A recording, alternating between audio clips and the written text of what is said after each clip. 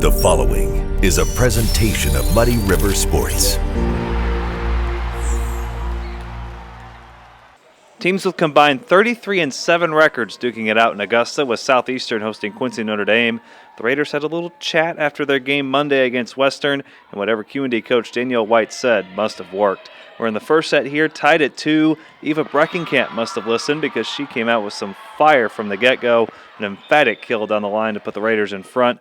Very next point, you're about to witness a sight about as rare as the dodo bird. Kara Stevens getting blocked. Both Breckenkamp and Kate Gramke build a wall in front of Stevens, and Gramke is the one who gets credit for the denial. 4-2 Raiders. As they are wont to do, though, the Suns would have a response. They now lead 7-5. Stevens is a pretty darn good setter, too, and she drops a dime to Kinsey Griswold, who goes back against the grain for the kill. That gives the Suns a 3-point lead. After that, though, the Raiders would find their groove.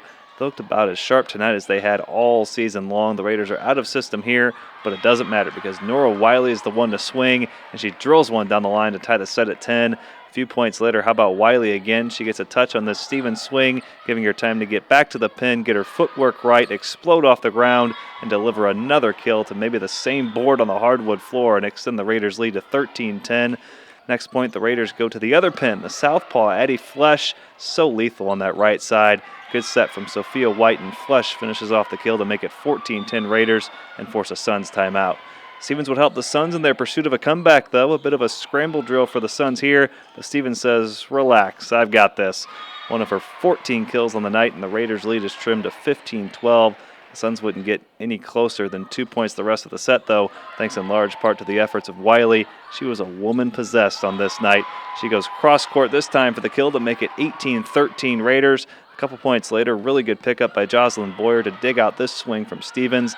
The set goes in Wiley's direction. Man, she was just painting that line all night. Another kill for Wiley, and the Raiders lead by 7.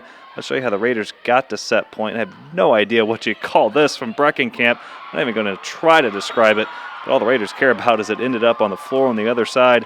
When it's your night, it's your night.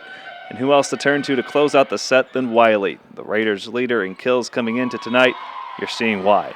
That's just easy pickings for Wiley. QND takes the first set 25-17. A much more precarious start to the second stanza for QND, though, a sense of desperation for the Suns as they try to force a third set. Southeastern already leads 3-0. Just when you're ready for Stevens to swing, sometimes she'll break out this little tip shot.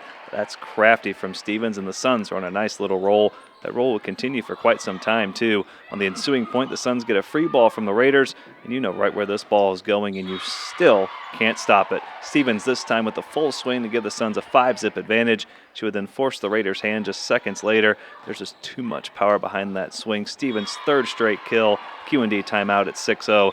The Suns' lead would grow to 8-0, but then Wiley would inject some life into the Raiders. She also leads the team in digs, a pickup for her here, and the 2-for-1 special, the dig and the kill for Wiley to get the Raiders on the board in the second set. The Suns would push their lead back to 8, though, and another Stevens kill, but unfortunately for the Suns, that was as large as the lead would get because the Raiders would storm back. Off the very next serve, textbook offense from the Raiders, and it's Gramke delivering the kill to begin the Raiders' U-turn. The Raiders would have some net luck on their side, too. White's serve catches the tape, but it trickles over. Sophia's mother, a.k.a. Coach, may not be overly pleased that the serve hit the net, but she'll take the result. That makes it 11-5 Suns.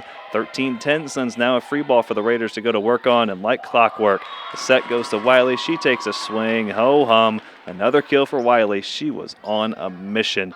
The Raiders would draw level for the first time in the set a couple points later, but it seems like we're saying Wiley's name a lot in these highlights.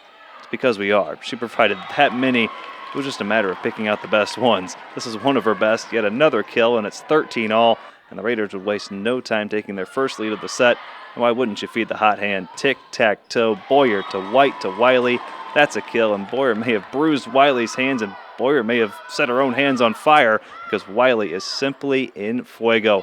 The Suns would tie this thing a couple times, once at 17 before Wiley unleashes another fireball to give the Raiders the lead, and then again at 18, but the Suns would never break through and take the lead again. Stevens gets the Suns within a point at 20-19 with a cross-court kill, and Griswold gets the Suns on even terms again at 22 with a kill of her own, but the Raiders would henceforth score every point.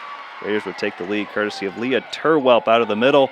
One of the best swings of her young career. Her teammates absolutely love it, and the Raiders are within a couple points of sealing this thing. Sophia Topoinga would get the Raiders a step closer by delivering an ace, and I think we all know how this match is going to end. Off the serve of Topoinga, an overpass chance for Wiley, and was there ever a doubt? An exclamation point on the Raiders' sweep of the Suns. I went up to Sophia White and I was like, give me this last ball, and then they overpassed. I was like, yep, mine, and I just scored. I was ready.